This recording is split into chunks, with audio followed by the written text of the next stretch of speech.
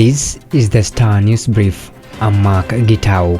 President William Ruto is set to embark on an 8-day tour of China, a trip that comes at a time when his diplomatic rapport with the United States appears to be weakening. According to details obtained by the Star, the president will depart shortly after the Easter holidays to strengthen diplomatic contacts with the world's second biggest economy. Insiders familiar with the trip revealed that Ruto's engagement with Beijing marks a notable shift in his foreign policy approach. During his visit, he is expected to hold high-level talks with Chinese leaders to discuss the future of bilateral relations between Kenya and China across various sectors. The discussions are expected to include infrastructure development, trade agreements, and investment opportunities.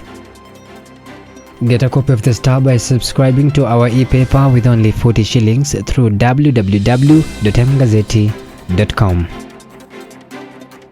The government has disclosed the biting teacher shortage in public schools, forcing some learners to depend on live streaming of lessons to supplement face-to-face learning. A new report by Education Cabinet Secretary Julius Ogamba has laid bare the magnitude of the crisis, which has left many public schools with learners without tutors. In marginalized areas bearing the brunt of the shortages, the CS said they have resorted to virtual classes to deliver content to the learners.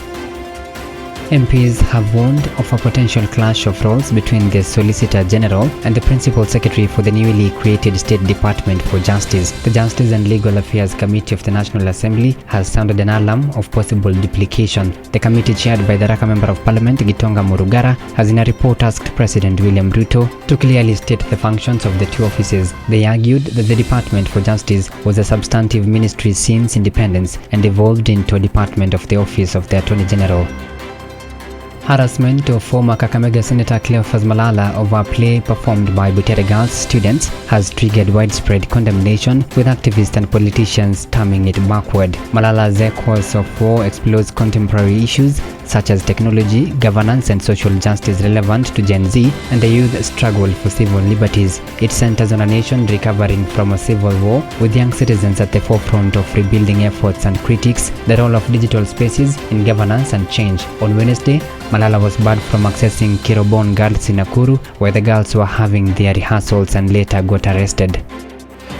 Senators have passed a bill seeking to make energy purchase agreements transparent to curb high cost of electricity in the country. Energy Amendment Bill 2023, sponsored by Nairobi Senator Edwin Sifuna, now heads to the National Assembly. The legislation comes when consumers are grappling with high energy prices, which seeks to overhaul contracting of energy purchase agreements, got near unanimous backing on Wednesday, with senators saying it is a much-needed intervention. According to the bill, Kenya Power will purchase electricity from private energy generators before establishing the need for additional energy.